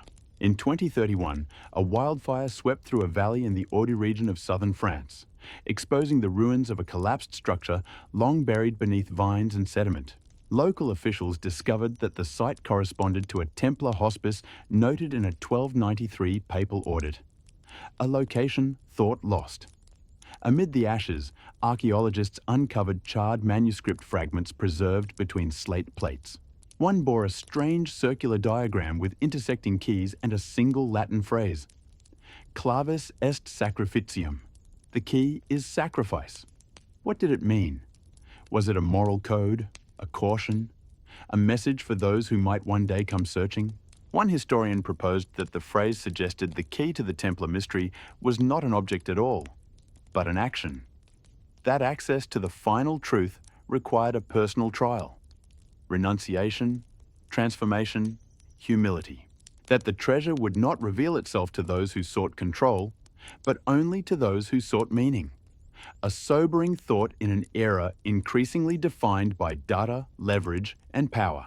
Meanwhile, deep in the Pacific Northwest of the United States, a community of technologists and spiritual seekers began a project called the Mirror Temple. Their aim was to digitally reconstruct every known Templar site in 3D, overlaying them on a single global map and using machine learning to detect alignment patterns, common symbolic ratios, and anomalies across geography and time. The early results were promising. Certain sites shared angular relationships with solar and lunar cycles. Others formed geometric links to megalithic sites like Stonehenge and Göbekli Tepe. The data pointed to one stunning possibility, that the Templars had tapped into an ancient lineage, one that predated Christianity, perhaps civilization itself. A continuum of sacred design and encoded intent stretching across millennia. In this theory, the Templars were not originators, but inheritors, and their mission had not been to conquer, but to safeguard, to curate knowledge too old and too vital to fall into the wrong hands. Not only knowledge of the material world, but of consciousness itself. This belief gave rise to a new wave of initiatory practice. Retreats and private circles began offering a reconstructed Templar path, a 7-stage journey modelled on the lost rites of the order. Each stage involved symbolic challenges, ethical tests, and physical exertion. Participants were not told what to expect. The goal was not completion, but revelation. Some emerged changed, others left skeptical. But all agreed. Something moved in the silence between the symbols. That silence now echoes louder than ever. Because the question remains, if the Templars built a system of protection, if they left behind a coded transmission through architecture, text, symbol, and myth, who were they protecting it from? From kings? From the church? Or from us? Perhaps they knew that in the wrong hands, even the truth becomes tyranny. And so they scattered it, not to hide it forever, but to ensure that only those willing to walk the path of self-overcoming could find its pieces. Not to possess, but to understand. In that light, the treasure becomes something more than memory. It becomes instruction, and each seeker becomes not just an explorer, but a part of the design. By 2032, the notion of the Templar treasure had become something altogether different from what it was centuries ago. It was no longer about gold, jewels, or holy relics in dusty chests.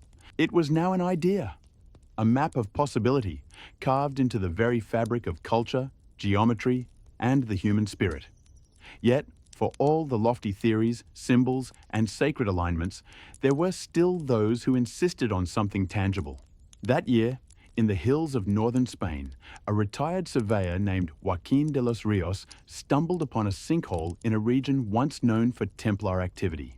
Curious, he documented the site and alerted local authorities, who in turn contacted a university excavation team. What they uncovered was a spiral staircase descending into a subterranean chamber, a place untouched for more than 700 years. At its base, they found a circular stone platform, engraved with 12 concentric rings. At the center stood a pedestal, atop which rested an octagonal chest of blackened wood, bound with tarnished silver. It was sealed with wax, and a symbol burned into its lid. A circle intersected by a sword and a rose.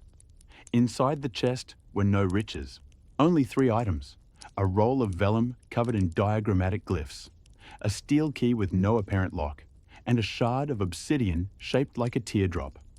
The vellum bore the phrase, "Finis est initium," the end is the beginning. To the public, the find was quietly described as a medieval ritual chamber of unclear purpose. But within academic and esoteric circles, its significance was debated intensely. Was the shard part of something greater? A broken relic? Was the key symbolic, or was it made for a lock that still existed somewhere? And the diagrams, spirals within spirals, were unlike any known Templar designs. Some likened them to the ancient Greek concept of the Ouroboros. Others noted the mathematical ratios hidden in the curves matched those found in quantum field harmonics. The chamber itself was acoustically unique. A whisper in the center of the platform echoed clearly to each wall, but not to the ceiling. Sound moved in concentric waves as if tuned to human perception. Was this a vault? A sanctuary? A message? Speculation abounded. Some theorized it was one of the legendary seed nodes, places designed not to hold, but to catalyze. Sites of initiation. Psychological constructs made real. The discovery reignited debates on whether the Templars had truly vanished, or whether they had transcended. That they had gone underground, not merely in the literal sense, but in their very philosophy, leaving the visible world behind to shape the invisible one. In this theory, each Templar structure was a living symbol, each myth a fragment of an invisible architecture. A lattice of thought, intention, and transformation encoded into the physical world, activated only when the mind was prepared to see it. And that lattice was beginning to hum again. From Argentina to Egypt, independent researchers began identifying structures that resonated with the harmonic blueprint. Not direct copies, but cousins, echoes.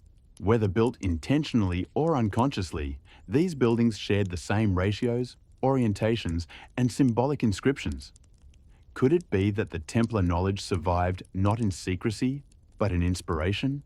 Perhaps some truths are too fundamental to be forgotten, only buried, awaiting rediscovery. This idea gave rise to the resonant inheritance theory, that knowledge, like music, leaves vibrations in time, that the minds which conceived the great Templar cathedrals and sanctuaries left more than stone behind. They left frequencies, fields of thought that subtly guide and shape the actions of future builders, artists, and seekers. To tap into these frequencies, modern pilgrims began following old paths anew, not for relics, but for experience, walking from commandery to commandery, sleeping in the ruins, meditating at noon, tracking shadow and light as they moved across symbols carved long ago. They reported dreams of geometry, visions of circles within circles, echoes of ancient voices that spoke not in words, but in sensations. Some described an overwhelming sense of alignment, not just with the world, but with something deeper, as though their thoughts momentarily matched the structure of the universe. Skeptics called it autosuggestion. Spiritualists called it awakening. But all agreed. Something was happening, and through it all, the symbols remained. The rose, the sword, the cross, the spiral. None held power on their own, but together they suggested something greater. A grammar of mystery, a language older than empires, still spoken, still waiting. Perhaps the treasure was never meant to be taken. Perhaps it was meant to be remembered. A key that turns not in locks of metal, but in the doors of perception. A shard not of glass, but of vision. A diagram not of territory, but of becoming. And perhaps, for those willing to follow its curves and chords, the treasure lies not in what is found, but in who you become along the way. As the threads of the Templar legacy continued to re-emerge across continents and consciousness, a new pattern began to take form, not just across space, but across generations. It became evident that the legend was no longer confined to a singular era, language, or culture. It had become transhistorical, adapting itself to whatever mind encountered it. By the mid-2030s, this phenomenon had a name: the living cipher. The term was coined by a historian-mathematician duo after analysing not only the spatial and symbolic elements of Templar architecture and manuscripts, but the very behaviour of those who studied them. The cipher, they proposed, was not a set of instructions or coordinates, but a living dialogue, a recursive interaction between observer and symbol. The more one studied, the more the symbols revealed and changed. This was not magic, it was feedback. The cipher was designed to awaken, to invite interpretation, to evolve through engagement. In doing so, it perpetuated itself, becoming stronger with each generation that asked the same question: what did the Templars leave behind? In a sense, the treasure was no longer buried. It was embedded in discourse, in structure, in perception, and it activated itself only in minds ready to receive it. Such ideas, once considered esoteric, were now informing architecture, education, and even philosophy. Schools modelled on Templar ethics, devotion to inquiry, service, and restraint, began appearing in small enclaves across Europe and South America. They eschewed grades in favour of achievement through comprehension, mastery, and initiation into higher levels of inquiry. No curricula, only questions, no ranks, only roles. Students learned through riddles, design challenges, and the decoding of symbols across cultures. They studied Euclid and Hildegard of Bingen. They meditated, they built, and they debated what it meant to be a modern knight, not of sword, but of stewardship. Meanwhile, geopolitical interest in the Templar legacy had quietly intensified. In 2035, a leaked intelligence memo from a European agency revealed ongoing surveillance of certain private foundations whose stated mission was the preservation of the Temple's covenant. These groups, though publicly philanthropic, were linked to shadow networks of property ownership and ancient land deeds, some tracing back to original Templar grants that had never been legally revoked. One such case involved a forested region in central Italy where, upon digitizing medieval property records, a legal scholar uncovered a dormant Templar title that predated all current ownership. The land, it appeared, had never been officially transferred, only abandoned. The implications of such claims raised delicate legal questions. Could an organization suppressed centuries ago still hold valid claims today? More intriguingly, could someone, somewhere, be quietly preparing for that moment? As legal scholars debated jurisdiction, a separate group of linguists unearthed a forgotten manuscript in the Cathedral of Santiago de Compostela. Written in a blend of Latin, Arabic, and an unknown script, it was labeled simply Memoria Archae, the memory of the Ark. The document described a sacred trust, a vessel hidden where the land curves and the stars rise in mirrored flight, containing that which was never written and never lost. Once again, it spoke in riddles, but the structure echoed other texts, and one detail stood out: a diagram of 13 circles arranged in a spiral, with a single point marked at the center. The scholars overlaid the spiral on ancient Templar maps. When adjusted for magnetic north as it existed in 1307, the center aligned with a site near Montségur, the Cathar fortress that had long been a focal point for mystery. Expeditions followed, though official excavation was denied. Still, visitors to the region reported strange markers: stones newly unearthed bearing faint Templar etchings, metal rings embedded in high cliffs where no climbing paths existed, and a small chapel locked from the inside with no visible entry. Pilgrims began to gather again, not out of fanaticism, but fascination, the sense that something old was stirring beneath the mountain. A pulse, a memory. One night, during the equinox, a group of travelers lit a ceremonial fire in a nearby glade and meditated in silence. At midnight, they claimed to hear a sound, not external, but resonant, as if the earth itself exhaled.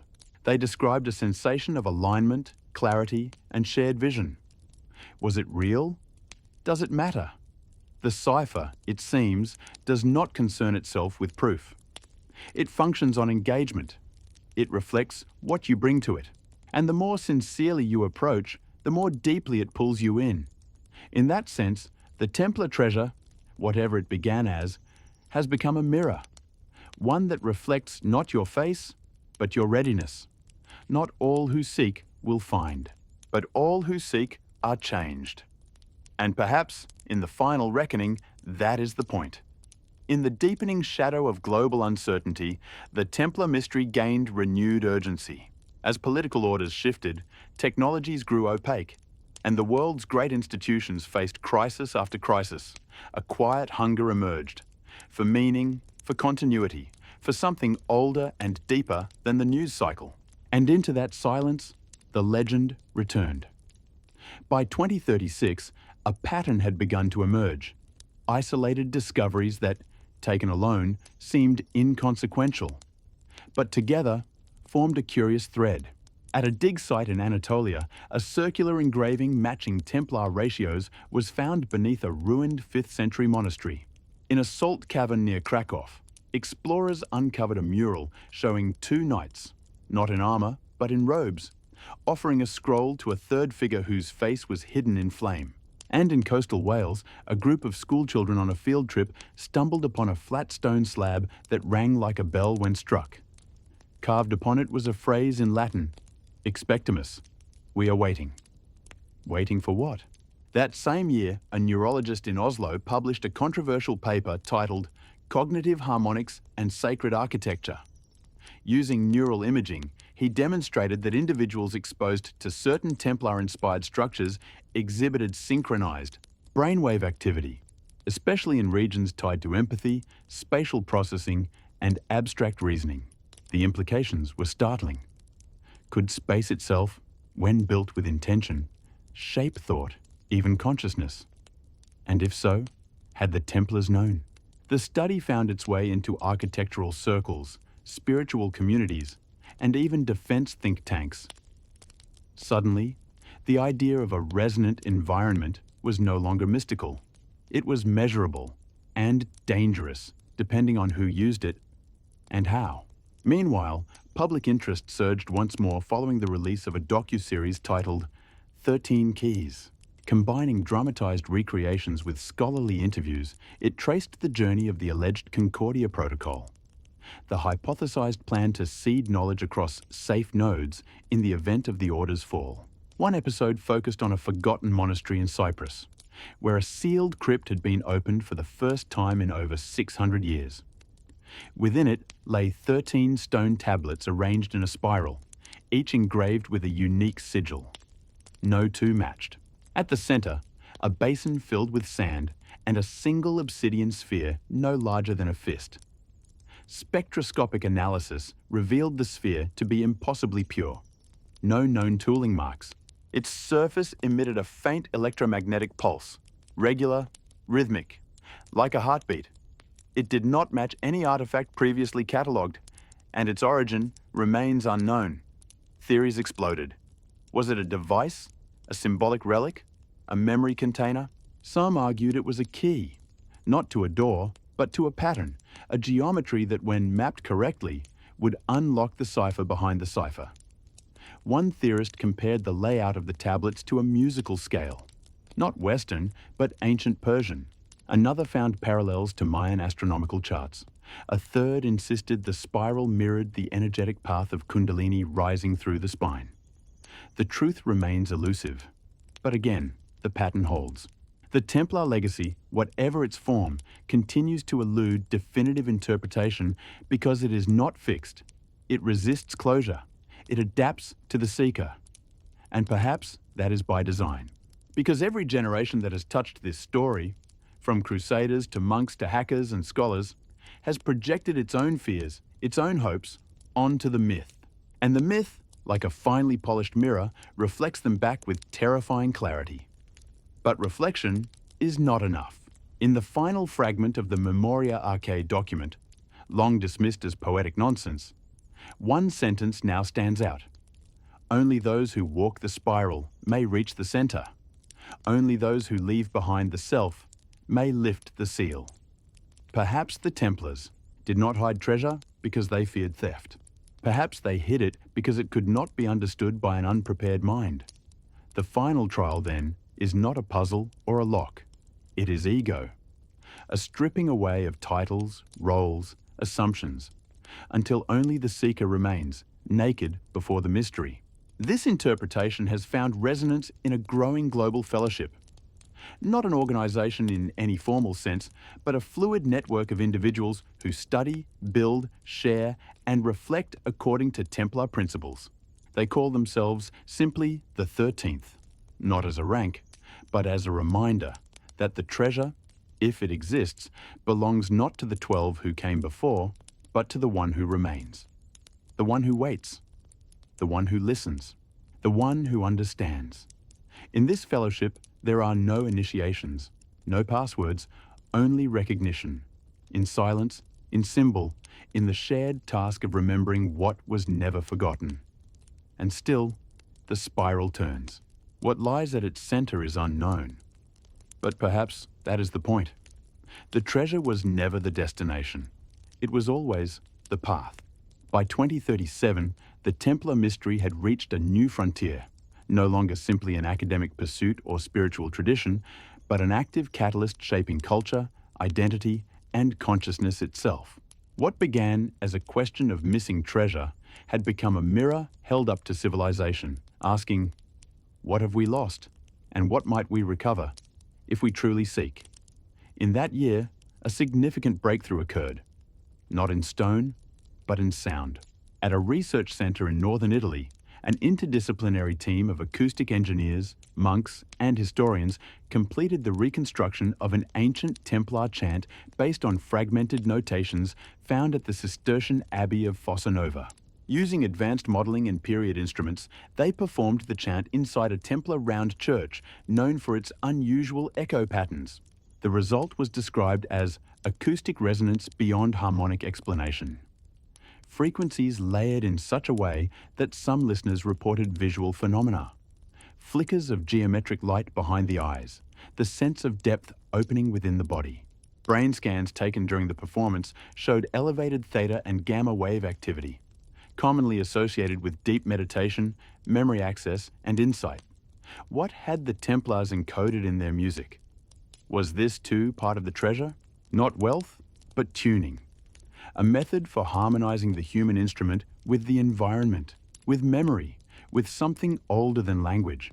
Following the performance, the lead researcher published a daring hypothesis that the Templars had constructed their spaces not merely to shelter bodies, but to resonate minds. That their geometry, art, and chant were unified technologies, a triad of transformation. The theory aligned with ancient traditions, from the Vedic science of sound to Pythagorean harmonics, suggesting that the Templars had either rediscovered or preserved an understanding of consciousness as frequency, awareness as vibration. It was music not for the ear, but for the soul. As the performance gained global attention, others began replicating the experiment in different sacred spaces. In Roslin, in Tomar, in the remains of churches from Acre to Antioch. And again, the same effect. Resonance, stillness, and, in some, a flood of memory that did not feel personal. Visions of architecture, of spirals and staircases, a sword embedded in stone, a rose unfolding. Could memory exist outside of biology? Was the treasure, or part of it, a mnemonic transmission encoded in form and frequency? The idea was not new, but it was now measurable, and it posed a deep question. If a structure, chant, or symbol can trigger cognition, emotion, or vision, what else might it do? Could it protect? Could it warn? In this light, the Templar network appears not as a failed order, but as a memory system, a living archive of truth too vast to hold in words, entrusted instead to geometry, chant, light, and journey. An embodied message, one that required not reading, but becoming. That same year, a group of linguists working independently in Peru identified a quipu, an Andean knotted cord, bearing patterns eerily similar to the glyphs found in Templar scrolls recovered from Cyprus. Though the cultures had no known contact, the numerical encoding and symbolic repetition hinted at a shared cognitive template. A universal code, perhaps, rooted in sacred perception. More connections, more questions, and always the spiral returned. In southern Germany, a Templar chapel long sealed due to structural risk was digitally scanned using LiDAR.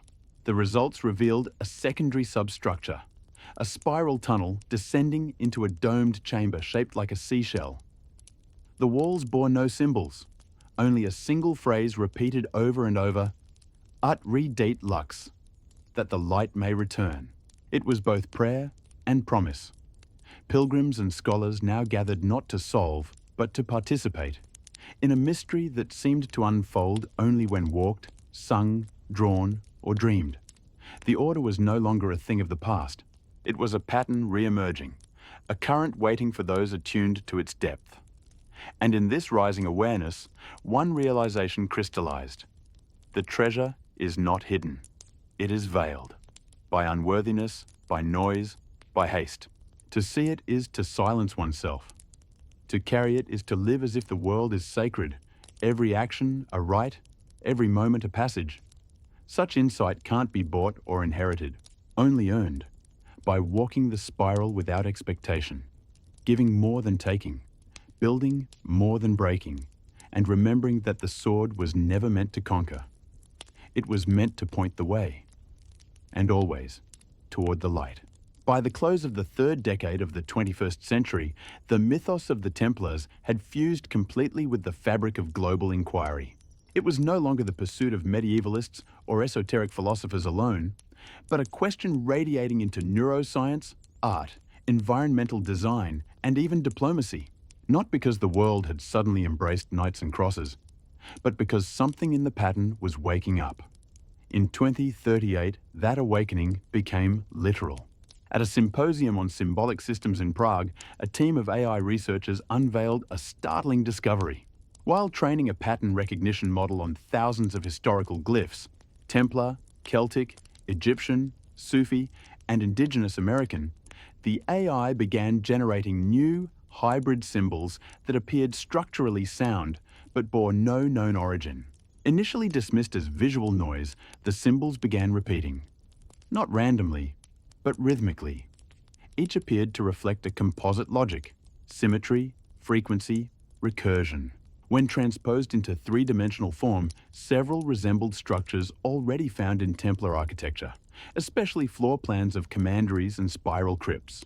What shocked the researchers most, however, was that the AI-generated structures produced harmonic resonances when modeled acoustically, not unlike the tones found in the reconstructed Templar chants. Was the machine discovering something or remembering? The question posed a paradigm shift. If Templar systems were based on archetypal resonance, on patterns that transcend time and culture, then those patterns could be rediscovered, even by an intelligence that had never heard the legend. The story, it seemed, was not only self-replicating, it was self-aware. Around this time, fragments of a scroll believed lost during the Napoleonic raids in Rome were recovered from a hidden vault beneath the Biblioteca Casanatense. The text, a meditation attributed to the last Grand Commander of Aragon, read more like poetry than doctrine. But within it were lines that stunned scholars familiar with the recent AI findings.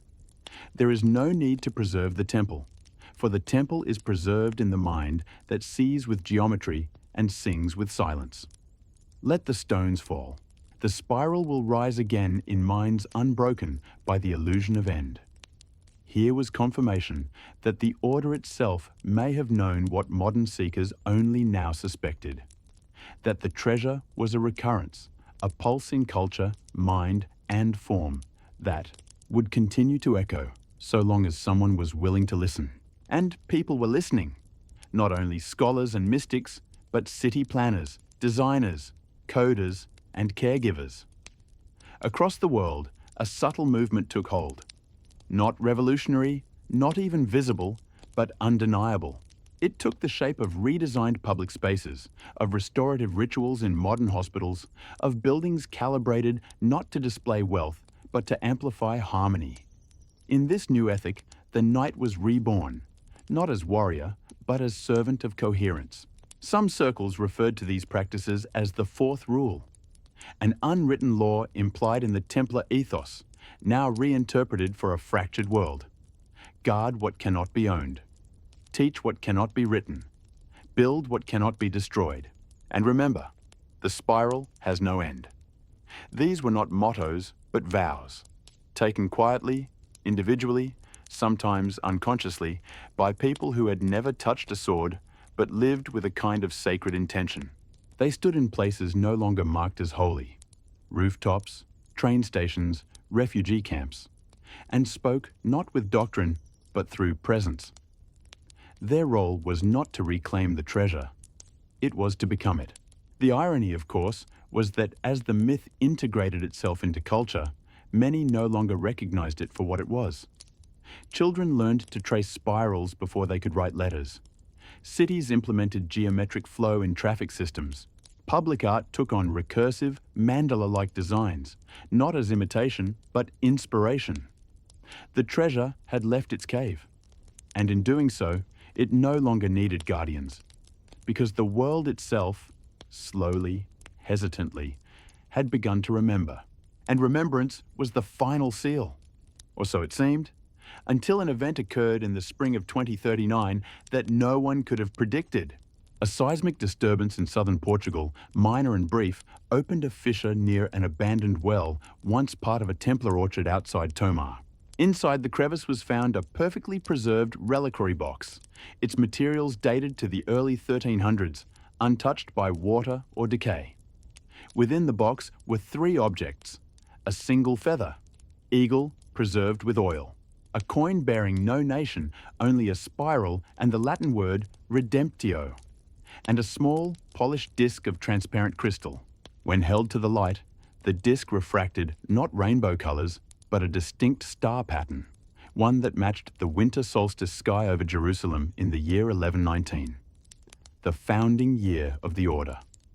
It was not gold, not scripture, it was memory, encoded in symbol, preserved in silence, and finally, returned, not to answer the question, but to keep it alive. For the spiral turns still. In the year 2040, the Templar mystery stood not as a tale waiting for conclusion, but as a continuum, a spiral that had looped through generations, changing shape and voice, but never ceasing to turn. The legend had outlived its oppressors, its documents, even its architecture. What remained was something far more resilient, a pattern of transmission embedded in time. The crystal disc discovered near Tamar became a global artifact almost overnight. Replicas were 3D printed and studied by physicists, theologians, and musicians. The star pattern it revealed, tied precisely to the winter solstice sky of 1119, was seen by some as a confirmation, a kind of cosmic timestamp, while others saw a challenge. What happens when myth proves it remembers itself? Some dismissed the find as a beautifully crafted hoax. Others called it the final seal. But for many, it was something simpler and more powerful. A final clue, not to an object, but to a state of being. The treasure, they said, was not in the crystal. It was in the act of remembering. Shortly thereafter, a series of unexpected events deepened the mystery. An amateur cartographer, using LiDAR scans from declassified satellite data, identified a perfectly symmetrical spiral embedded in a plateau near the Atlas Mountains. The formation was invisible at ground level, but unmistakable from above. A raised, stony pattern covering a square kilometre. Locals had no knowledge of its construction. There were no inscriptions, no markings, just the spiral, a silent diagram in the land. When drone teams surveyed the centre, they found a ring of standing stones, each roughly a metre high. Beneath one stone was a single bronze plaque, green with age, inscribed only with the symbol of two intersecting circles and the Latin phrase, tu es part. You are a part, not the centre, a part. This simple message set off a global wave of reflection. Essays, symposia, pilgrimages. People began posting images of spirals drawn in sand, snow, and city pavement. Not as protest, not as dogma, but as a reminder that they too were part of something old, quiet, and awakening. And as the symbol re-emerged in everyday spaces, stories followed. A child in Kyoto drawing the spiral before ever being taught it. A prisoner in Sao Paulo carving it into a wall, unaware of its meaning. A woman in Lagos dreaming of a cathedral made of wind and water, built in a spiral with no doors, where people entered by remembering why they came. Each tale added to the resonance. The pattern, it seemed, was no longer just symbolic. It had become biological. Neuroscientists studying meditative brain states found that the spiral pattern echoed within the theta wave signatures of deep contemplative focus. Visual artists reported sketching spirals during flow states. Coders found the shape emerging in the iterative processes of AI model training. Not programmed, not prompted, but appearing spontaneously in network pathways. What was this thing? A design? A message? A mathematical inevitability? Or was it, as some now proposed, a language? A form of contact not between people and people, or even people and God, but between awareness itself and the unfolding structure of time? And if so, what were the Templars? Priests? Architects? Or perhaps translators? In this reframing, the Templars were no longer guardians of gold or secret scrolls. They were builders of resonance. Their chapels, chants and symbols were not defences, but invitations. Not to a religion, but to a remembering. The remembering of something we have always known. That harmony is not a condition, but a path. That truth is not a fact, but a form. That treasure is not found, but practiced. And in practicing it, we build what they built, cathedrals of presence, encoded in breath, gesture, and silence. By late 2040, a final piece seemed to fall into place.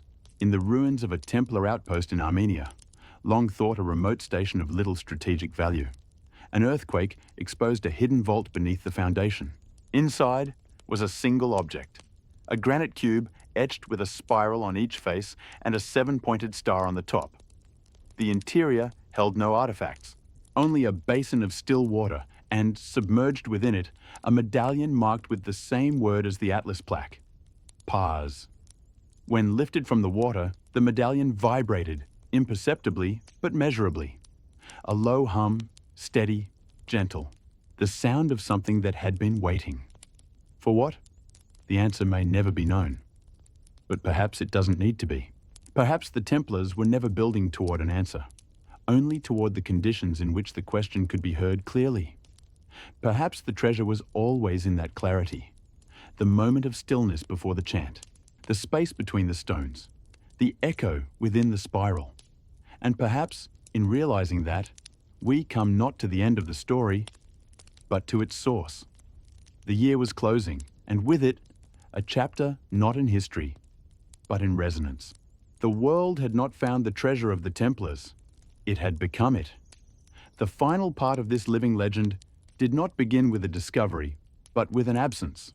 In the Highlands of Scotland, near a windswept glen not far from Rosslyn, a team of stone preservationists began restoring a forgotten trail. They uncovered no scrolls, no relics, no buried vaults. But they found a place. A clearing formed naturally, circled by old oaks. In its centre, the remains of a circular platform barely visible beneath moss and root. No inscriptions, no markers. But when the wind moved just right, the leaves formed a spiral as they fell, as though remembering a pattern long practiced. Word of the place spread quietly. Pilgrims came, as they had for centuries. Some brought questions, some brought silence. Some brought nothing but a longing to stand where something might have once begun. It was here that a monk, unnamed, unfilmed, left behind a single phrase scratched into a piece of bark. No more guardians, only guides. It was, in many ways, a farewell, because by this point the Templar enigma had changed shape entirely. It was no longer a secret to decode, a vault to open, or a society to unearth. It had become a guide, not to the past, but to the possible. A scaffold for reawakening what had been buried not in earth, but in the soul of humanity. And people responded. All over the world, individuals began creating what they called spiral sanctuaries. Some were as grand as domed libraries, others as humble as chalk lines in a garden. Their only rule, intention. The space must invite reflection, must quiet the mind, must tune the body. In these places, people didn't speak of Templars or treasure. They walked, they breathed, they built stillness like architecture. They left nothing behind but resonance. In the years that followed, languages began to adopt a new word, a term born from the convergence of legend and experience. No one knew where it started. It appeared first in poems, then in chants, then in building inscriptions. Luxpa. It meant the light within, passed on. It wasn't doctrine, it was recognition. A quiet greeting between strangers who had touched the spiral in some way. Builders used it on foundation stones. Healers whispered it over the sick. Children drew it on paper when they didn't yet know what a star was. And the legend lived on, not as story, but as form, as practice, as offering. There were still skeptics, of course, still those who asked, but what was the treasure really? Where was the gold, the grail, the relic? But the answer by then was clear. The treasure was not hidden because it was guarded. It was hidden because it was sacred, because it could only be known through transformation. It had never been a thing. It had always been a way. And like all true ways, it required nothing but the willingness to walk. In the end, the Templar story did not conclude. It folded back into silence, into stone, into chant and circle and spiral, into every act done with care, every structure made with harmony, every thought planted with reverence. It became a story told not in words, but in light. Luxpa, passed on, and still it shines.